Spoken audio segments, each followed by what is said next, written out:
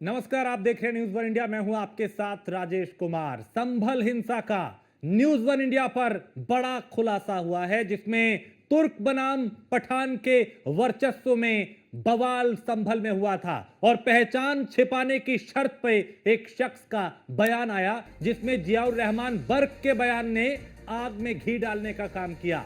और सांसद बर्क ने कहा था मस्जिद को बचाना है, 4 नहीं 40 से ज्यादा लोगों को मारने की थी प्लानिंग। तो ये इस वक्त बहुत बड़ा खुलासा न्यूज वन इंडिया पे हमारे कैमरे में वो सच कैद हुआ जिसको लेके बवाल था। और बवाल कोई हादसा नहीं बल्कि सोची समझी एक साजिश थी। तो सांसद बर्क ने कहा था मस्जिद को बचाना है और 4 नहीं 40 से ज्यादा लोगों को मारने की प्लानिंग थी।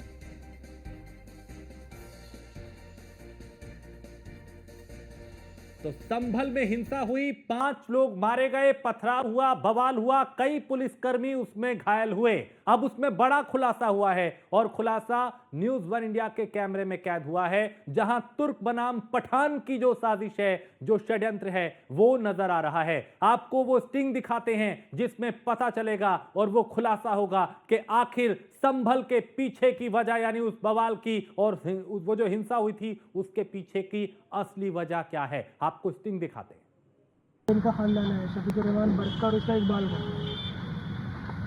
हाँ इसे तो कर रहा और वो जो बात कर क्या इनमें भी बात बताइए। बस तो कुछ नहीं चल रहा मतलब कब से सुनते आ रहे हो। अब तो तुम्हारी बहुत समय हो गया क्या ये इनमें दोनों आपस में विवाद रहे।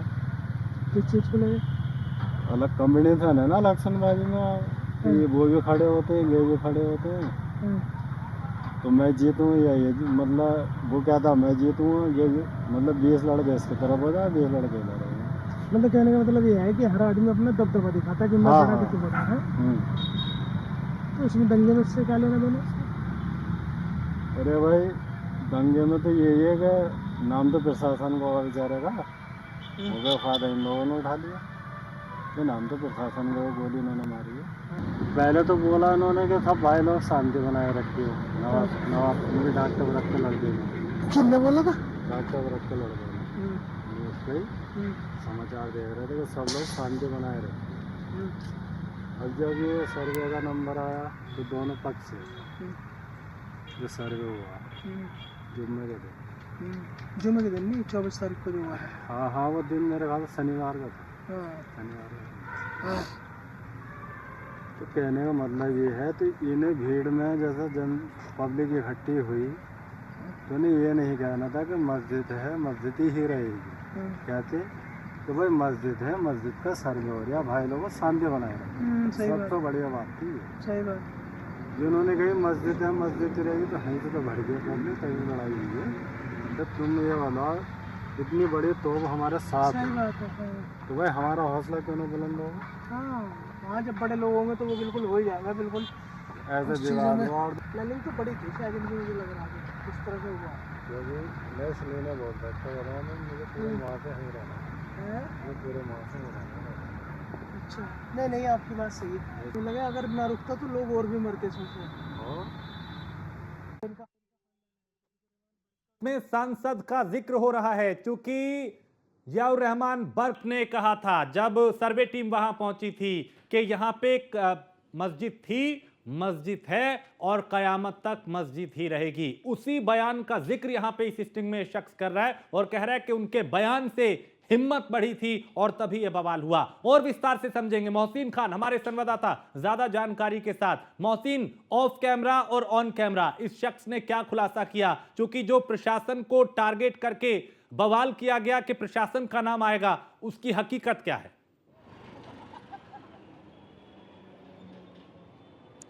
देखिए राजेश, बिल्कुल साफ तौर पर न्यूज़ वन इंडिया पर जो सबसे बड़ा खुलासा हुआ है, जो इस शख्स ने खुलासा किया है कि किस तरह से समाजवादी पार्टी के सांसद जो है संभल से जियाउर रहमान बर्क, उन्होंने संभल को जलाने की कोशिश की है।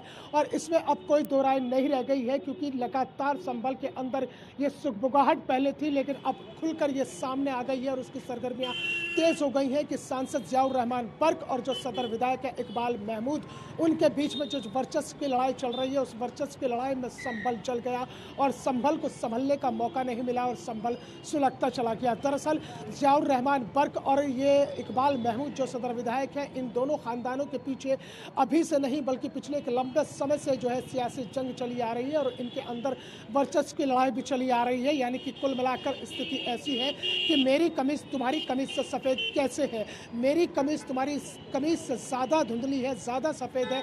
इसी वर्चस्व की लड़ाई को कायम करने के लिए संभल को हिंसा में जला दिया गया। और जिस तरह से मैंने इस शख्स से बात की थी, उसने ऑन कैमरा तमाम चीज़ें बताई हैं कि सबसे पहले सबसे बड़ी वजह तो ये थी कि यहाँ पर जो सांसद जियाउर रहमान बर्क है, उनके बयान ने आग में घी डालने का काम किया, क्योंकि 19 नवंबर को पहला सर्वे हुआ और उसके ठीक 2 दिन बाद यानी कि 22 नवंबर को जुमे का दिन था और जियाउर रहमान बर्क इस शाही जामा मस्जिद में नमाज पढ़ने के लिए पहुंचे और नमाज अता करने के बाद में उन्होंने बयान दिया था और कहा था कि हमें अपनी मस्जिदों को बचाना होगा, हमें मस्जिद को बचाना होगा, क्योंकि ये मस्जिद हमारी है और क़यामत तक ये मस्जिद हमारी ही रहेगी। इससे जो है लोगों के अंदर जो धार्मिक भावनाएं थी वो भड़कती चली गई और उसी का जिक्र इस शख्स ने भी किया है। और दूसरी सबसे बड़ी बात इसने जो ऑफ द रिकॉर्ड बताई है राजेश, वो बहुत बड़ी बात है कि 4 नहीं बल्कि 40 लोगों को मारने की प्लानिंग थी, 40 लोगों को मौत के घाट उतारा जाना था और उसकी तैयारी पहले से ही कर ली गई थी। क्योंकि दरअसल मैंने इस शख्स को बहुत कन्विंस किया बाइट के लिए, लेकिन इसने मुझे ऑफ द रिकॉर्ड ये कहा कि अगर मैंने बाइट दे दी,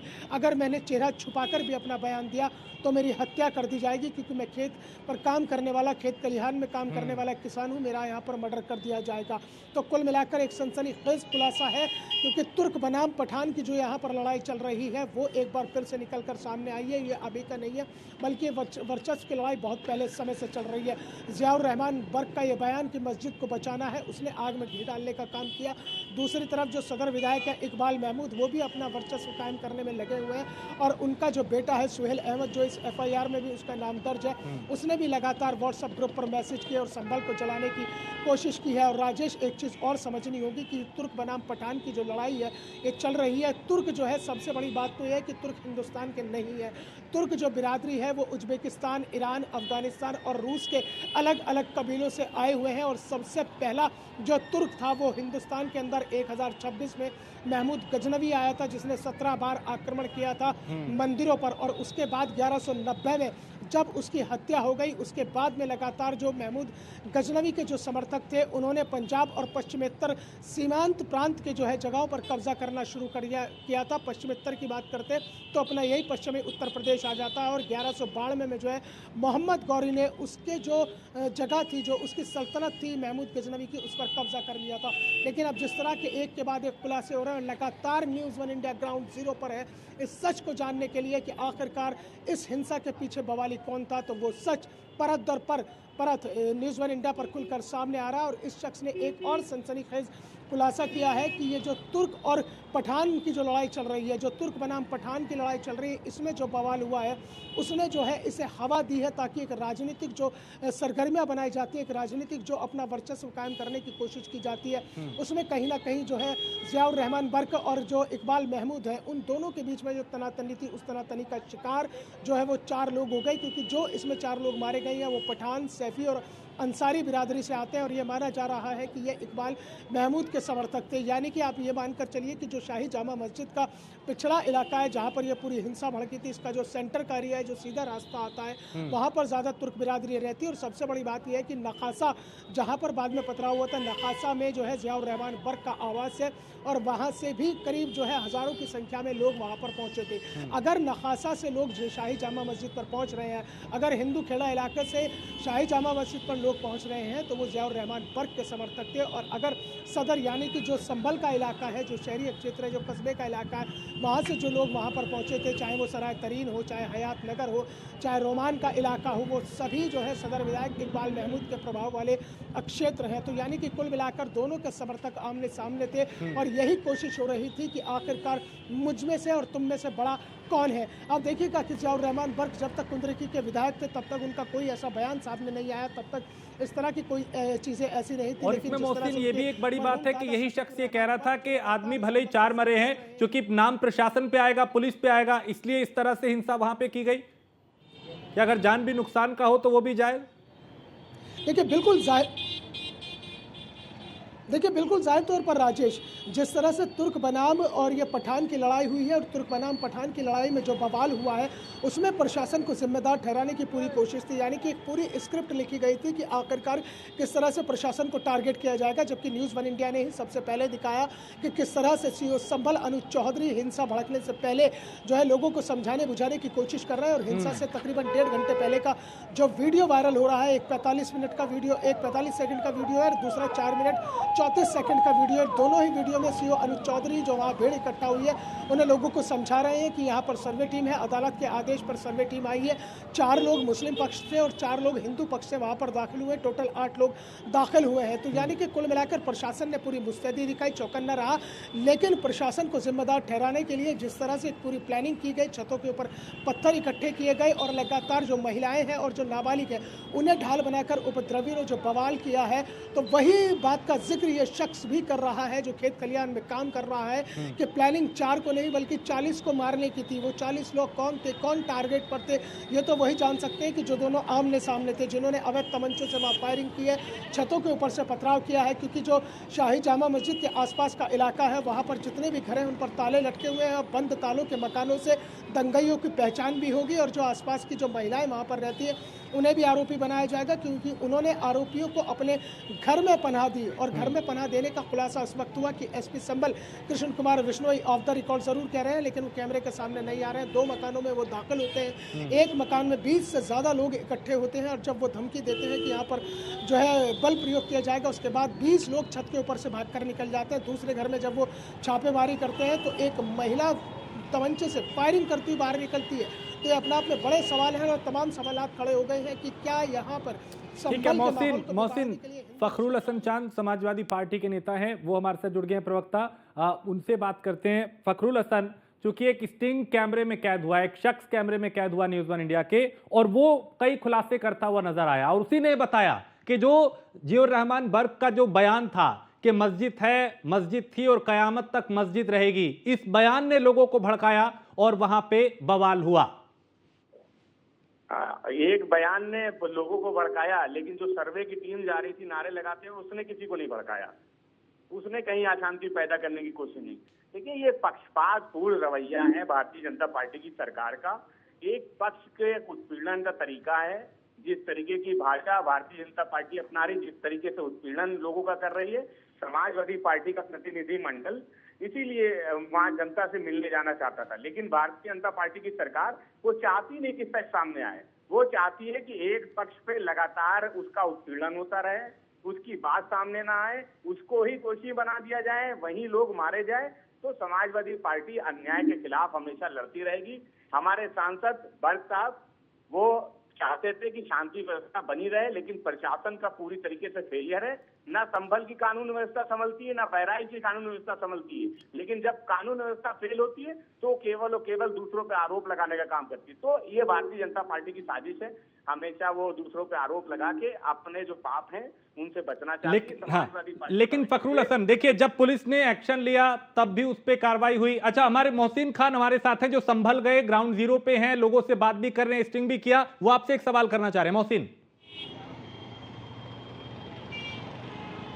हसन साहब, मेरा सवाल सीधा सीधा आपसे यह है कि जब जियाउर रहमान बर्क अपनी नखासा की मस्जिद में नमाज पढ़ते हैं तो आखिरकार 22 नवंबर को ऐसी जल्दबाजी क्या आ गई थी कि वो शाही जामा मस्जिद पहुंचते हैं और आप कह रहे हैं कि उन्होंने माहौल बिगाड़ने की कोशिश नहीं की, या आप खड़े होकर ये कह रहे हैं कि मस्जिदों को बचाना है, आप बाहर निकल कर आओ, ये मस्जिदें हमारी यहाँ क़यामत तक जिंदा रहेंगी। अगर सर्वे हो रहा है और आपने साफ तौर पर कोर्ट के ऊपर सवालिया निशान खड़ा कर दिया और आपने कहा कि मैं कोर्ट से असहमत हूँ, जो देश की अदालत है आप उससे असहमत है, तो क्या धार्मिक भावनाएं भड़काने वाला सवाल नहीं है? हसन साहब, मैं पूछना चाहता हूं, क्या प्रशासन से आपने ये सवाल पूछा कि जो 4 बजे ऑर्डर आया, 4 बजे सर्टिफाइड कॉपी मिली, एएसआई की टीम, जिला प्रशासन की टीम 1.5 घंटे में वहां कैसे पहुंच गई?